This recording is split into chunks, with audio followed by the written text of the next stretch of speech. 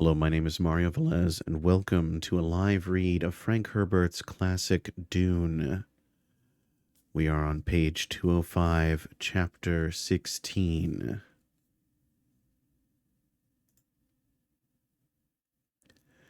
Greatness is a transitory experience.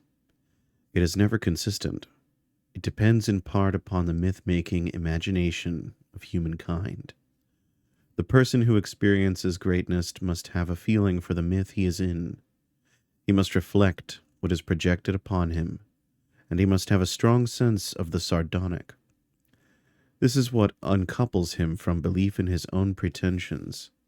The sardonic is all that permits him to move within himself. Without this quality, even occasional greatness will destroy a man. From Collected Sayings of Muad'Dib by the Princess Irulan. In the dining hall of the Arrakeen Great House, suspenser lamps had been lighted against the early dark.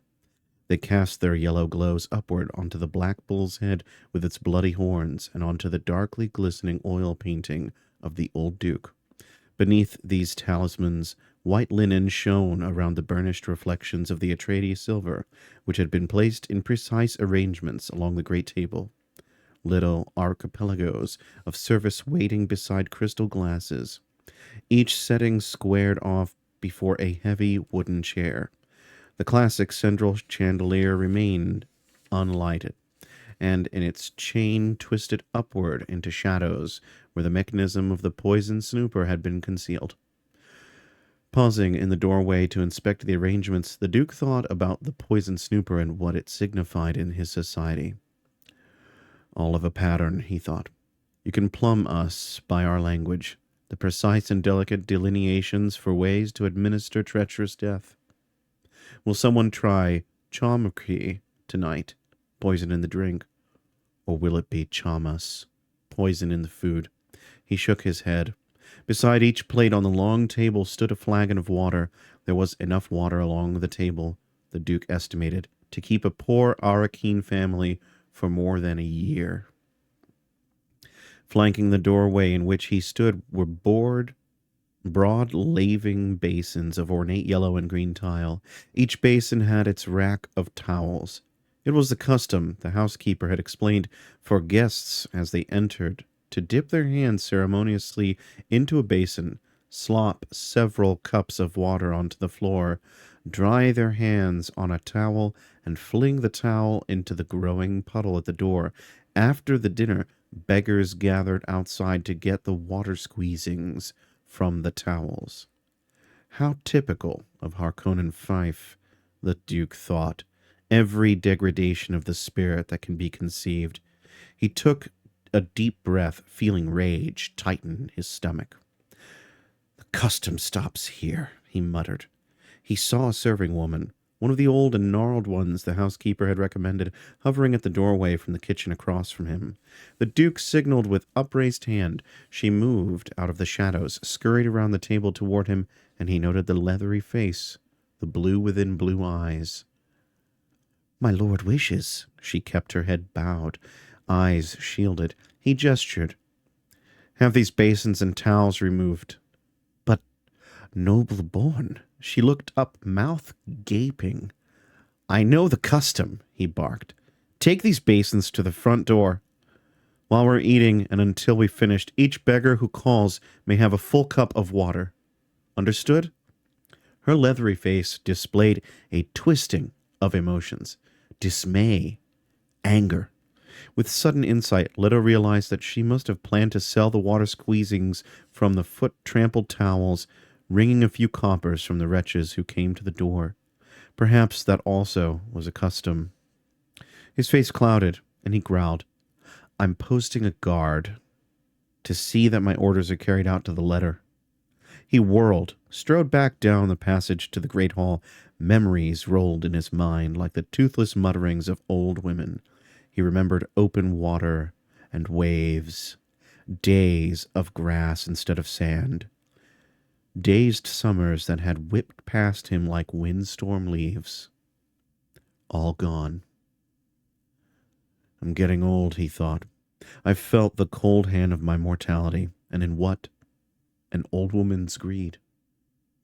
In the great hall, the Lady Jessica was the center of a mixed group standing in front of the fireplace. An open blaze crackled there, casting flickers of orange light onto jewels and laces and costly fabrics.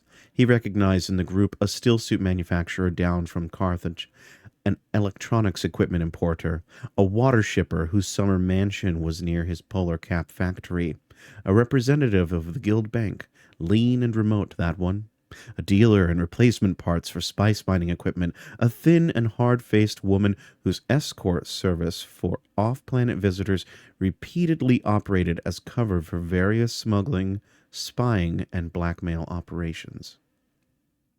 Most of the women in the hall seemed cast from a specific type, decorative, precisely turned out, an odd mingling of untouchable sensuousness. Even without her position as hostess, Jessica would have dominated the group, he thought. She wore no jewelry and had chosen warm clothes, a long dress almost the shade of the open blaze, and an earth-brown band around her bronzed hair.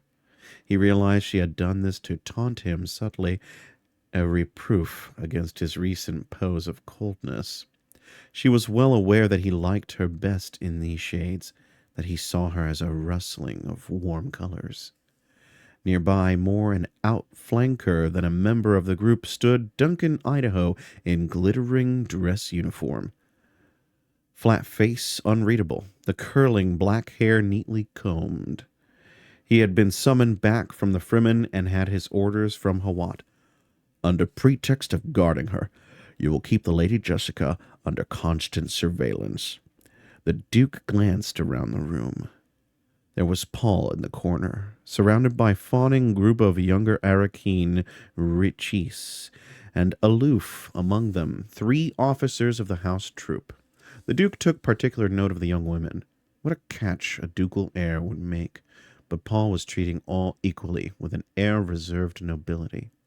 He'll wear the title well, the Duke thought, and realized with a sudden chill that this was another death thought. Paul saw his father in the doorway, avoided his eyes. He looked around at the clustering of guests, the jeweled hands clutching drinks, and the unobtrusive inspections with tiny remote-cast snoopers. Seeing all the chattering faces, Paul was suddenly repelled by them. They were cheap masks, locked on festering thoughts, voices gabbling to drown out the loud silence in every breast. I'm in a sour mood, he thought, and wondered what Gurney would say to that. He knew his mood's source. He hadn't wanted to attend this function, but his father had been firm. You have a place, a position to uphold. You're old enough to do this. You're almost a man. Paul saw his father emerge from the doorway, inspect the room, then cross to the group around the Lady Jessica. As Leto approached Jessica's group, the water shipper was asking, Is it true the Duke will put in weather control? From behind the man, the Duke said, We haven't gone that far in our thinking, sir. The man turned, exposing a bland, round face darkly tanned. Ah, the Duke, he said. We missed you. Leto glanced at Jessica. A thing needed doing. He returned his attention to the water shipper, explained what he had ordered for the laving basins, adding, As far as I'm concerned, the old custom ends now. Is this a ducal order, my lord?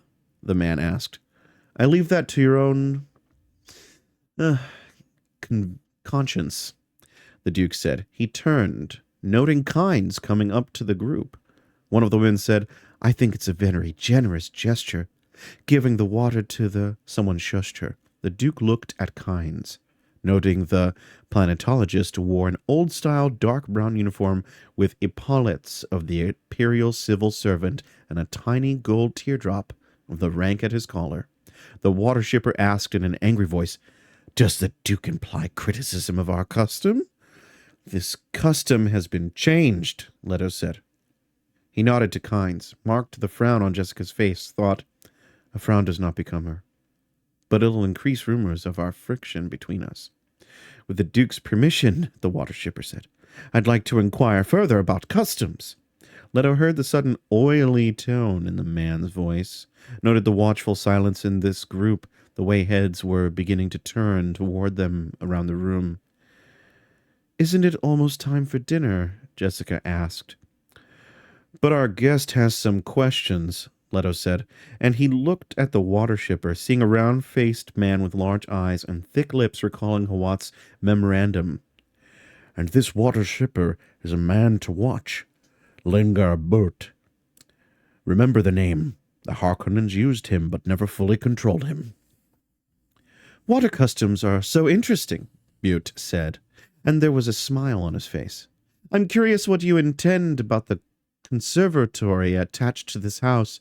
Do you intend to continue flaunting it in the people's faces?" "My lord?" Leto held anger in check, staring at the man. Thoughts raced through his mind. It had taken bravery to challenge him in his own ducal castle, especially since now they had Butte's signature over a contract of allegiance. The action had taken, also, a knowledge of personal power. Water was indeed power here. If water facilities were mined, for instance, ready to be destroyed at a signal, the man looked capable of such a thing. Destruction of water facilities might well destroy Arrakis. That could well have been the club this Butte held over the Harkonnens. "My lord, the Duke and I have other plans for our conservatory," Jessica said. She smiled at Leto. "We intend to keep it, certainly, but only to hold it in trust for the people of Arrakis. It is our dream that someday the climate of Arrakis may be changed sufficiently to grow such plants anywhere in the open." Bless her, Leto thought. Let our water shipper chew on that. "Your interest in the water and weather control is obvious," the Duke said. "I'd advise you to diversify your holdings. One day, water will not be a precious commodity on Arrakis." And he thought, Hawat must redouble his effort at infiltrating this Butte's organization. And we must start on standby water facilities at once. No man is going to hold a club over my head. Butte nodded, the smile still on his face. "A commendable dream, my lord." He withdrew a pace. Leto's attention was caught by the expression on Kyne's face. The man was staring at Jessica. He appeared transfigured, like a man in love, or caught in a religious trance. Kyne's thoughts were overwhelmed at last by the words of prophecy. "And they shall share your most precious dream." He spoke directly to Jessica. "Do you bring the shortening of the way?" "Ah, Dr. Kynes," the water shipper said. "You've come in from tramping around with your mobs of Fremen. How gracious of you." Kynes passed an unreadable glance across Butte, said, "It is said the desert that possession of water in great amount can inflict a man with fatal carelessness." "They have many strange sayings in the desert," Butte said, but his voice betrayed uneasiness. Jessica crossed to Leto, slipped her hand under his arm to gain a moment in which to calm herself. Kynes had said, "the shortening of the way" in the old tongue, the phrase translated as Kwisatz Haderach. The planetologist's odd question seemed to have gone unnoticed by the others, and now Kynes was bending over one of the consort women, listening to a low-voiced coquetry. Kwisatz Haderach, Jessica thought. Did our Missionera Protectiva plant that legend here too? The thought fanned her secret hope for Paul. He could be the Kwisatz Haderach. He could be. The Guild Bank representative had fallen into conversation with the water shipper, and Butte's voice lifted above the renewed hum of conversations. "Many people have sought to change Arrakis." The Duke saw how the words seemed to pierce Kynes, jerking the planetologist upright and away from the flirting woman. Into the sudden silence, a house trooper in uniform of a footman cleared his throat behind Leto, said, "Dinner is served, my lord." The Duke directed a questioning glance down at Jessica. "The custom here is for host and hostess to follow the guests to the table," she said, and smiled. "Shall we change that one too, my lord?" He spoke coldly. "That seems a goodly custom. We shall let it stand for now." The illusion that I suspect her of treachery must be maintained, he thought. He glanced at the guests filing past them. Who among you believes this lie? Jessica, sensing his remoteness, wondered at it, as she had done frequently in the past week. He acts like a man struggling with himself, she thought. Is it because I moved so swiftly, setting up this dinner party? Yet he knows how important it is that we begin to mix our officers and men with the locals and social plane. We are father and mother, surrogate to them all. Nothing impresses that fact more firmly than this sort of social sharing. Leto, watching the guests file past, recalled what Thufir Hawat had said when informed of the affair. Sire, I forbid it. A grim smile touched the Duke's mouth. What a scene that had been. And when the Duke had remained adamant about attending the dinner, Hawat had shaken his head. I have bad feelings about this, my lord, he said. Things move too swiftly on Arrakis. That's not like the Harkonnens, not like them at all. Paul passed his father, escorting a young woman half a head taller than himself. He shot a sour glance at his father, nodded at something the young woman said. Her father manufactures still suits, Jessica said. I'm told that only a fool would be caught in the deep desert wearing one of the man's suits. Who's the man with the scarred face ahead of Paul? The Duke asked. I don't place him. A late addition to the list, she whispered. Gurney arranged the invitation. Smuggler. Gurney arranged? At my request. It was cleared with Hawat, although I thought Hawat was a little stiff about it. The smuggler's called Tuek. Esmar Tuek. He's a power among his kind. They all know him here. He's dined at many of the houses. Why is he here? Everyone here will ask that question, she said. Tuek will sow doubt and suspicion just by his presence. He'll also serve notice that you're prepared to back up your orders against graft, by enforcement from all the smugglers' end as well. This was the point Hawat appeared to like. I'm not sure I like that. He nodded to a passing couple, saw only a few of their guests remain to precede them. Why didn't you invite some Fremen? There's Kynes, she said. Yes, there's Kynes, he said. Have you arranged any other little surprises for me? He led her into step behind the procession. All else is most conventional, she said. And she thought, my darling, can't you see that this smuggler controls fast ships? That he can be bribed? We must have a way out, a door of escape from Arrakis if all else fails us here. As they emerged into the dining hall, she disengaged her arm, allowed Leto to seat her. He strode to his end of the table. A footman held his chair for him. The others settled with a swishing of fabrics, a scraping of chairs, but the Duke remained standing.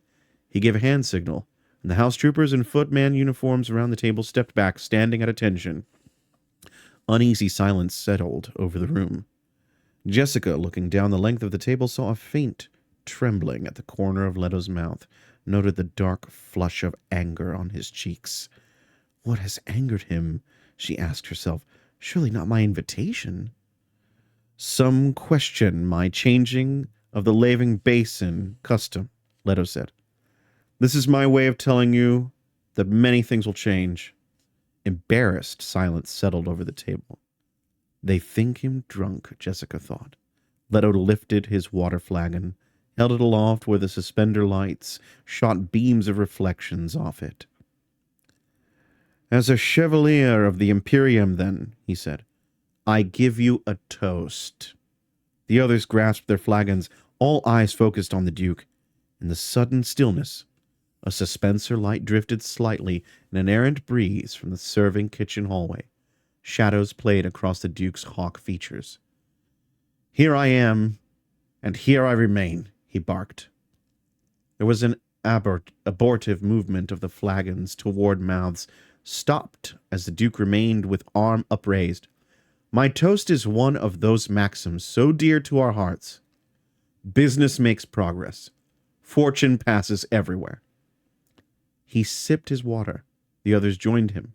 Questioning glances passed among them. Gurney, the Duke called. From an alcove at Leto's end of the room came Halleck's voice. Here, my lord. Give us a tune, Gurney. A minor chord from the balisette floated out of the alcove. Servants began putting plates of food on the table at the Duke's gesture, releasing them. Roast dessert hare in sauce cepeda, a plomage syrian, chuka under glass, coffee with melange. A rich cinnamon odor from the spice wafted across the table. A true potoi served with sparkling Caladan wine. Still, the Duke remained standing. As the guests waited, their attention torn between the dishes placed before them and the standing Duke, Leto said, "In olden times, it was the duty of the host to entertain his guests with his own talents." His knuckles turned white, so fiercely did he grip his water flagon. "I cannot sing, but I give you the words of Gurney's song. Consider it another toast. A toast to all who've died bringing us to this station." An uncomfortable stirring surrounded the table. Jessica lowered her gaze, glanced at people seated near her. There was the round-faced water shipper and his woman, the pale and austere Guild Bank representative. He seemed a whistle-faced scarecrow with his eyes fixed on Leto. The rugged and scar-faced Tuek, his blue-within-blue eyes, downcast. "Review, friends. Troops long past review," the Duke intoned. "All to fate a weight of pains and dollars. Their spirits wear our silver collars. Review, friends. Troops long past review. Each a dot of time without pretense or guile. With them passes the lure of fortune. Review, friends. Troops long past review. When our time ends on its rictus smile, we'll pass the lure of fortune."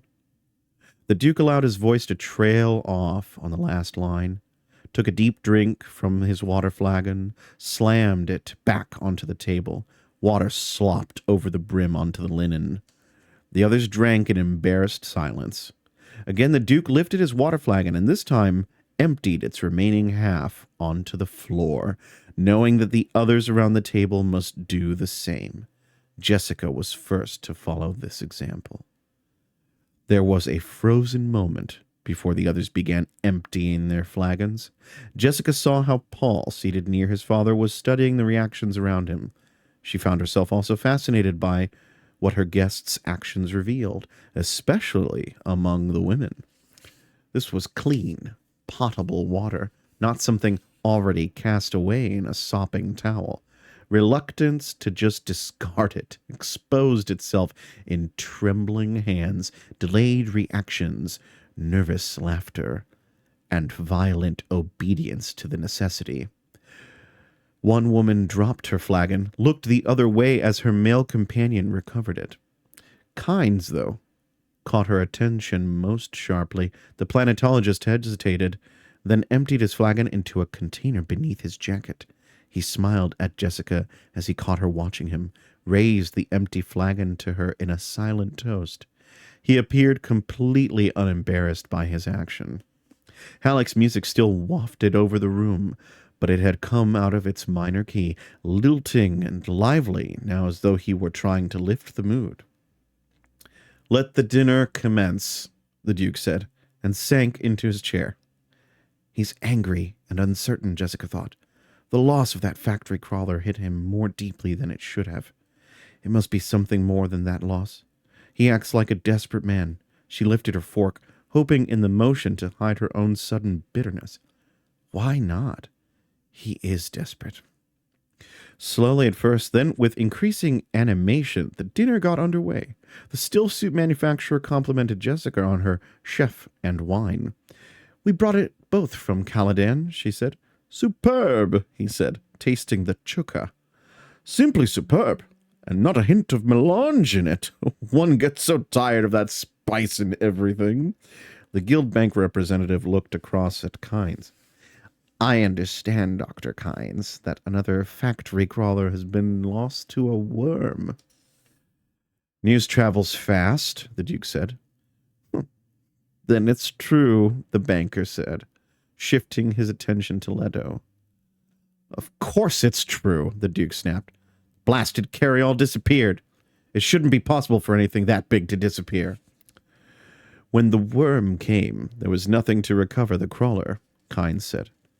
It should not be possible, the Duke repeated. No one saw the carry-all leave, the banker asked. Spotters customarily keep their eyes on the sand, Kynes said. They are primarily interested in worm sign. A carry-all's complement usually is 4 men, 2 pilots, 2 journeymen attachers. If one or even 2 of this crew are in the pay of the Duke's foes. Ah, I see, the banker said. And you, as judge of the change, do you challenge this? I shall have to consider my position carefully, Kynes said, and I certainly will not discuss it at a table. And he thought, that pale skeleton of a man, he knows this is the kind of infraction I was instructed to ignore. The banker smiled, returned his attention to his food. Jessica sat remembering a lecture from her Bene Gesserit school days. The subject had been espionage and counter-espionage. A plump, happy-face reverend mother had been the lecturer, her jolly voice contrasting weirdly with the subject matter. A thing to note about any espionage and or counter-espionage school is the similar basic reaction pattern of all its graduates.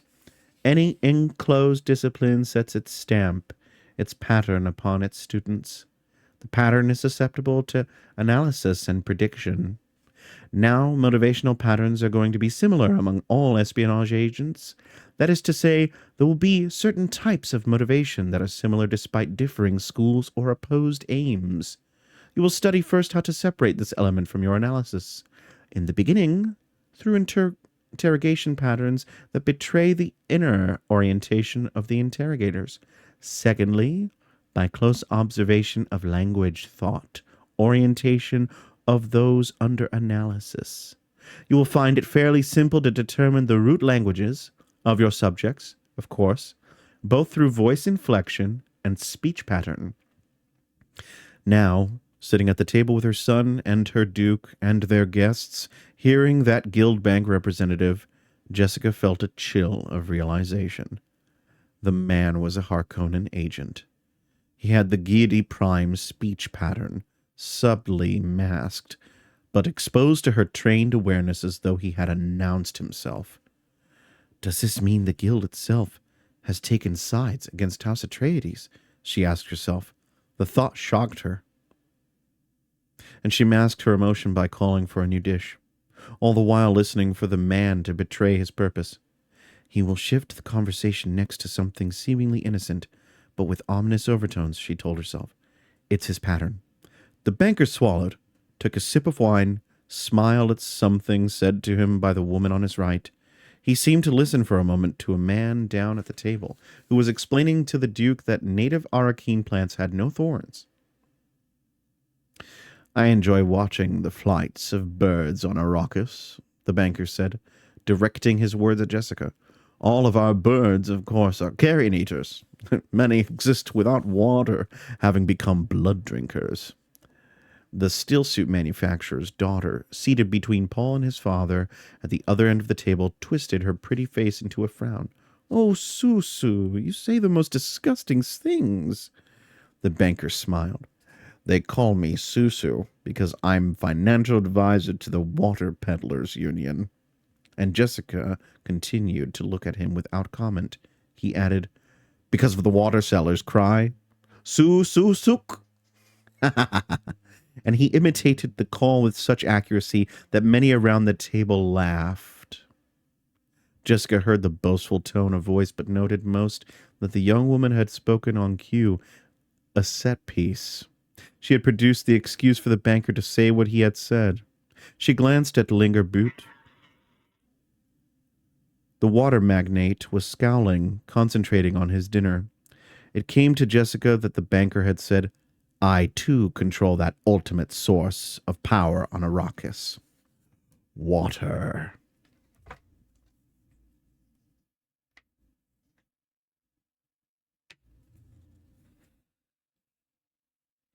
Paul had marked the falseness in his dinner companion's voice saw that his mother was following the conversation with Bene Gesserit intensity. On impulse, he decided to play the foil, draw the exchange out. He addressed himself to the banker. Do you mean, sir, that these birds are cannibals? That's an odd question, young master, the banker said. I merely said the birds drink blood. Doesn't have to be the blood of their own kind, does it? It was not an odd question, Paul said, and Jessica noted the brittle riposte quality of her training exposed in his voice. Most educated people know that the worst potential competition for any young organism can come from its own kind. He deliberately forked a bite of food from his companion's plate and ate it. They are eating from the same bowl. They have the same basic requirements. The banker stiffened, scowled at the Duke. Do not make an error of considering my son a child, the Duke said, and he smiled. Jessica glanced around the table, noted that Butte had brightened, that both Kynes and the smuggler Tuek were grinning. It's a rule of ecology, Kynes said, that the young master appears to understand quite well. The struggle between life elements is the struggle for free energy of a system. Blood's an efficient energy source. The banker put down his fork, spoke in an angry voice. It's said that the Fremen scum drink the blood of their dead. Kynes shook his head, spoke in a lecturing tone. Not the blood, sir, but all of a man's water ultimately belongs to his people, to his tribe.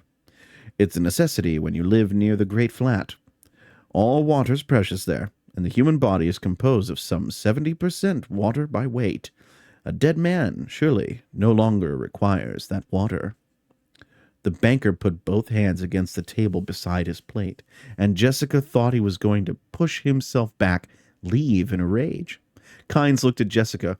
Forgive me, my lady, for elaborating on such an ugly subject at table, but you were being told falsehood, and it needed clarifying.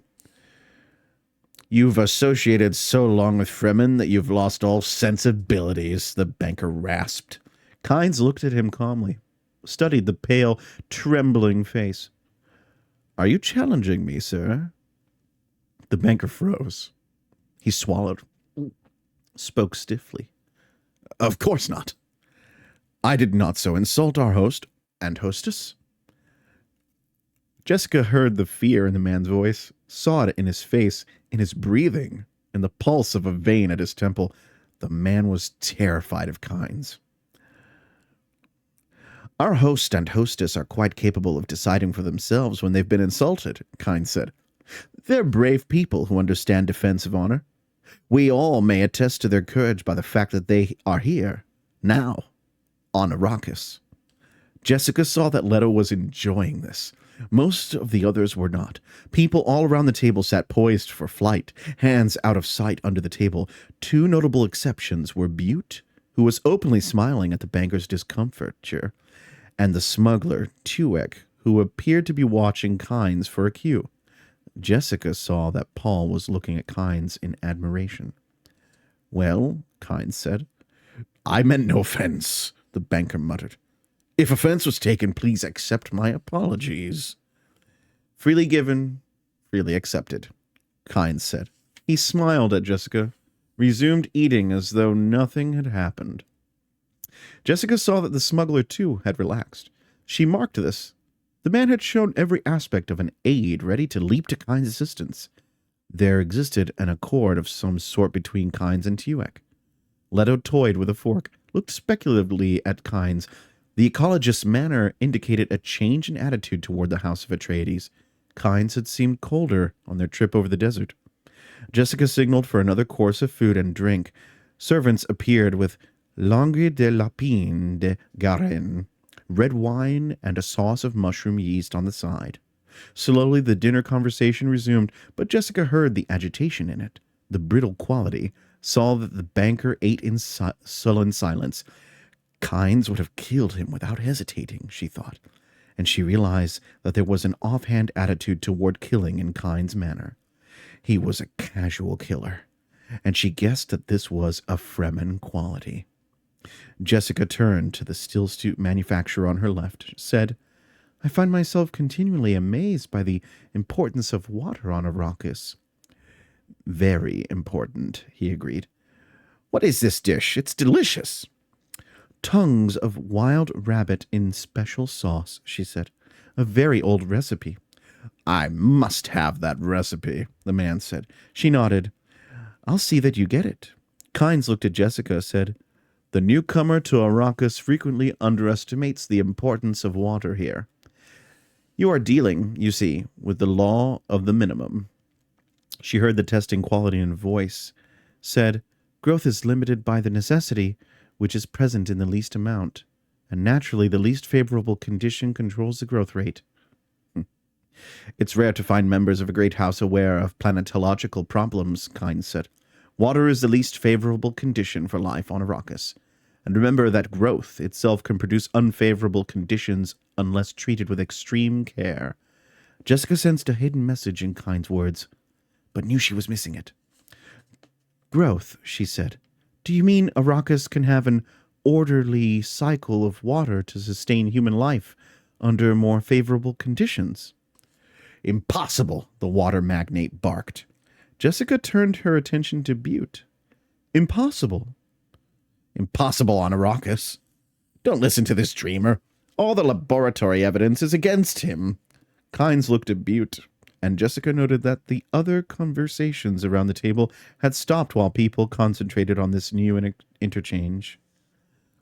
Laboratory evidence tends to blind us to a very simple fact, Kynes said. The fact is this. We are dealing here with matters that originated and exist out of doors where plants and animals carry on their normal existence. Normal? Butte snorted. Nothing about Arrakis is normal. Quite the contrary, Kynes said. Certain harmonics could be set up here along self-sustaining lines. You merely have to understand the limits of the planet and the pressures upon it. It'll never be done, Butte said. The Duke came to a sudden realization, placing the point where Kynes' attitude had changed. It had been when Jessica had spoken of holding the conservatory plants in trust for Arrakis. What would it take to set up self-sustaining systems? Dr. Kynes, Leto asked. If we can get 3% of the green plant element on Arrakis involved in forming carbon compounds as foodstuffs, we've started the cyclic system, Kynes said. What's the only problem? The Duke asked. He sensed Kynes' excitement, felt himself caught up in it. Water overshadows the other problems, Kynes said. This planet has much oxygen without its usual concomitants. Widespread plant life and large sources of free carbon dioxide from such phenomena are also as volcanoes. There are unusual chemical interchanges over large surface areas here. Do you have pilot projects? The Duke asked. We've had a long time in which to build up the Tansley effect, small unit experiments on an amateur basis from which my science may now draw its working facts, Kynes said. There isn't enough water, Butte said. There's just not enough water. Master Butte is an expert on water, Kynes said. He smiled, turned back to his dinner. The Duke gestured sharply down with his right hand, barked, No! I want an answer! Is there enough water, Dr. Kynes? Kynes stared at his plate. Jessica watched the play of emotion on his face. He masks himself well, she thought, but she had him registered now and read that he regretted his words. Is there enough water? The Duke demanded. There. Maybe, Kynes said. He's faking uncertainty, Jessica thought. With his deeper truth sense, Paul caught the underlying motive, had to use every ounce of his training to mask his excitement. There is enough water, but Kynes doesn't wish it to be known. Our planetologist has many interesting dreams, Butte said. He dreams with the Fremen of prophecies and messiahs. Chuckles sounded at odd places around the table. Jessica marked them. The smuggler, the stillsuit manufacturer's daughter, Duncan, the woman with the mysterious escort service. Tensions are oddly distributed here tonight, Jessica thought. There's too much going on of which I'm not aware. I'll have to develop new information sources. The Duke passed his gaze from Kynes to Butte to Jessica. He felt oddly let down, as though something vital had passed him here. Maybe, he muttered. Kynes spoke quickly. Perhaps we should discuss this at another time, my lord. There are so many. The planetologist broke off as a uniformed Atreides trooper hurried in through the service door, was passed by the guard, and rushed to the Duke's side. The man bent, whispering into Leto's ear. Jessica recognized the cap sign of Hawat's Corps, fought down uneasiness. She addressed herself to the stillsuit manufacturer's feminine companion, a tiny, dark-haired woman with a doll face, a touch of epicanthic fold to the eyes. "You've hardly touched your dinner, my dear," Jessica said. "May I order you something?" The woman looked at the stillsuit manufacturer before answering. Then, "I'm not very hungry." Abruptly, the Duke stood up beside his trooper, spoke in a harsh tone of command. "Stay seated, everyone. You will have to forgive me, but a matter has arisen that requires my personal attention." He stepped aside. "Paul, take over as host for me, if you please." Paul stood, wanting to ask his father why he had to leave, knowing he had to play this with grand manner. He moved around to his father's chair, sat down in it. The Duke turned to the alcove where Halleck sat, said, "Gurney, please take Paul's place at table. We mustn't have an odd number here. When the dinner's over, I may want you to bring Paul to the field, CP. Wait for my call." Halleck emerged from the alcove in the dress uniform, his lumpy ugliness seeming out of place in the glittering finery. He leaned his balisette against the wall, crossed to the chair Paul had occupied, and sat down. "There's no need for alarm," the Duke said, "but I must ask no one leave until our house guard says it's safe. You will be perfectly secure as long as you remain here, and we'll have this little trouble cleared up shortly." Paul caught the code words in his father's message. Guard, safe, secure, shortly. The problem was security, not violence. He saw that his mother had read the same message. They both relaxed. The Duke gave a short nod, wheeled, and strode through the service door, followed by his trooper. Paul said, "Please go on with your dinner. I believe Dr. Kynes was discussing water." "May we discuss it at another time?" Kynes asked. "By all means," Paul said, and Jessica noted with pride her son's dignity, the mature sense of assurance. The banker picked up his water flagon, gestured it at Butte. "None of us here can surpass Master Lingar Butte in flowery phrases. One might almost assume he aspired to great house status. Come, Master Butte, lead us in a toast. Perhaps you've a dollop of wisdom for the boy who must be treated like a man." Jessica clenched her right hand into a fist beneath the table. She saw a hand signal pass from Halleck to Idaho, saw the house troopers along the walls move into positions of maximum guard. Butte cast a venomous glare at the banker. Paul glanced at Halleck, took in the defensive positions of his guard, looked at the bunker until the man lowered the water flagon. He said, "Once on Caladan, I saw the body of a drowned fisherman recovered." "He drowned?" It was the stillsuit manufacturer's daughter.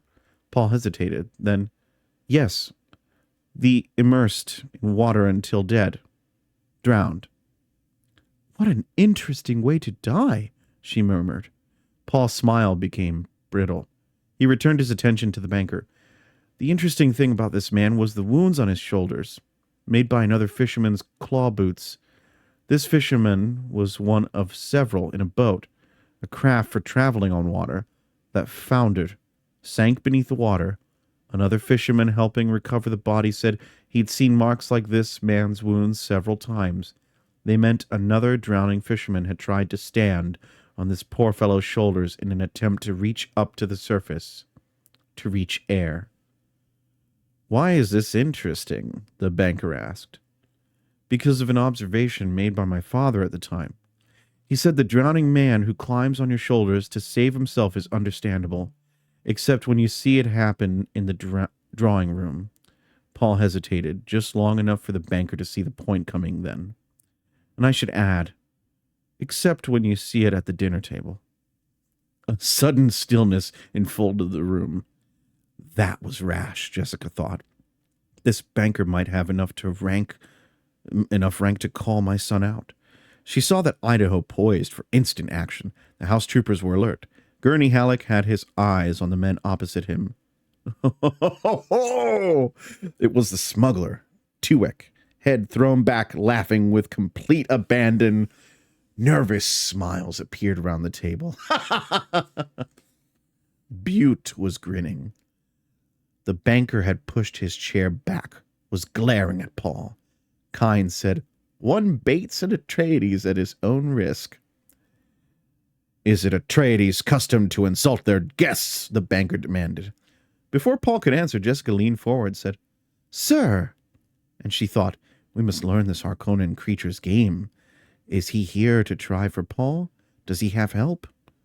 "My son displays a general garment, and you claim it's cut to your fit," Jessica asked. What a fascinating revelation.